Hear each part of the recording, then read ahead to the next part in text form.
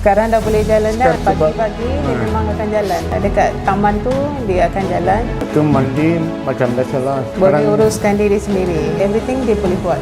Minggu seterusnya tak ada tongkat dah. Dia bangun nak pergi mandi sendiri dah, tak payah saya nak mandikan dia. Bayangkan dia dari mula tu dia memang tak boleh bangun dengan pakai pampers. Sekarang dia dah boleh pergi toilet sendiri, berjalan sendiri. Apa yang saya tanya dia, kesan-kesan yang dapat, mungkin jalan sedikit lebih laju. Lepas tu dah boleh makan menggunakan tangan kanan. Yang tu lebih alhamdulillah lah.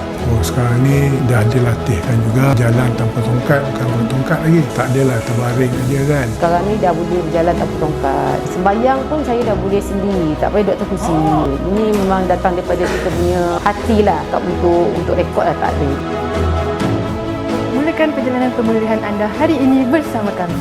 Komen nak di bawah atau PM kami di profil untuk merasai nikmatnya berjalan semula bersama Kuhel.